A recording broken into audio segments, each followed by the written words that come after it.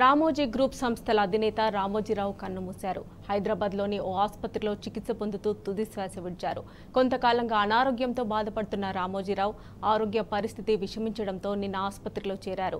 ఇవాళ ఉదయం తెల్లవారుజామున 4:50 తుది శ్వాస విడిచినట్లు వైద్యులు తెలిపారు. రామోజీరావు పార్థివ దేహాన్ని ఫిల్మ్ సిటీలోని నివాసానికి తరలించారు. రేపు అధికారిక లాంఛనాలతో రామోజీరావు అంత్యక్రియలు నిర్వహించాలని రాష్ట్ర ప్రభుత్వం నిర్ణయించింది.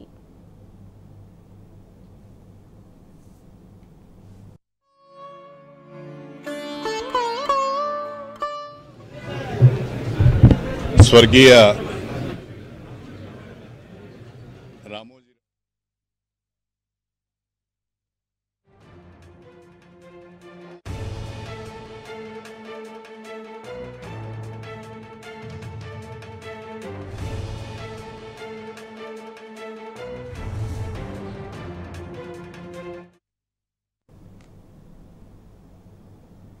రామోజీరావు అసలు పేరు చెరుకూరి రామయ్య. 1936 నవంబర్ 16న కృష్ణా జిల్లా పెదపారుపూడిలో ఓ రైతు కుటుంబంలో జన్మించారు. తల్లి వెంకట సుబ్బమ్మ, తండ్రి వెంకట సుబ్బారావు. తాత మరణించిన 13 రోజులకు రామోజీరావు జన్మించాడు. దాంతో ఆయన జ్ఞాపకార్థం తల్లిదండ్రులు రామయ్య అనే పేరు పెట్టారు. అయితే ప్రాథమిక పాఠశాలలో చేరే సమయంలో తన పేరును తానే రామోజీరావుగా మార్చుకున్నారు. గుడివాడలో బీఎస్సీ వరకు చదివిన ఆయన 1961 ఆగస్టు 19న పెన్మలూరుకు చెందిన రమాదేవిని వివాహం చేసుకున్నారు. రామోజీ దంపతులకు సుమన్, కిరణ్ అనే 2 సంతానం. రైతు బిడ్డగా జీవితాన్ని ప్రారంభించిన రామోజీరావు వ్యాపారవేత్తగా, ఆ మీడియా సంస్థల అధినేతగా రాణించారు. 1960లో ఢిల్లీలోని అడ్వర్టైజింగ్ కంపెనీలో పనిచేసిన ఆయన 1962లో హైదరాబాద్కు తిరిగొచ్చి మార్గదర్శి చిట్ ఫండ్స్ను స్థాపించారు. 1965లో కిరణ్ యాడ్స్ అనే అడ్వర్టైజ్మెంట్ ఏజెన్సీని ప్రారంభించారు. 1967, 1969 మధ్యకాలంలో ఖమ్మం ప్రాంతంలో వసుంధర ఫర్టిలైజర్స్ పేరిట ఎరువుల వ్యాపారం చేశారు. 1969లో అన్నదాత వ్యవసాయ పత్రికను మొదలుపెట్టారు.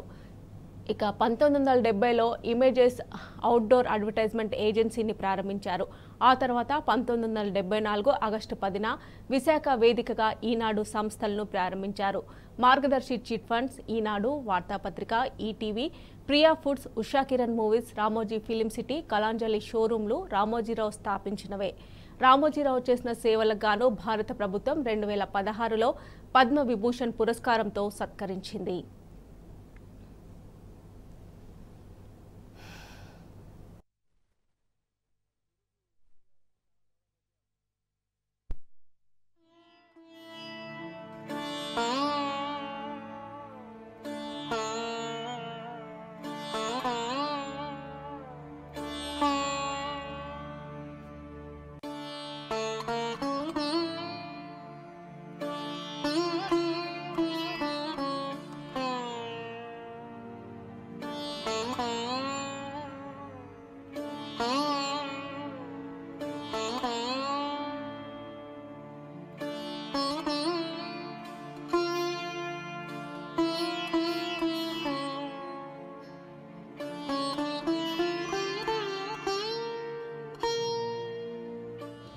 తెలుగు భాషా సంస్కృతి,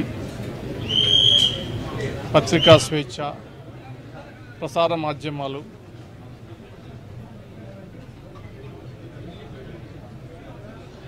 అన్నింటికీ కూడా రామోజీరావు గారు ప్రతీక అని చెప్పుకోవచ్చు.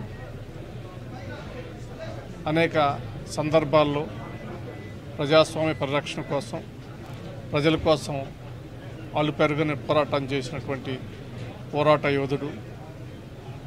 ఇవాళ ప్రజాస్వామ్య విజయాన్ని చూసి ఆనందించి వారు స్వర్గస్థులైనటువంటి సందర్భంలో నా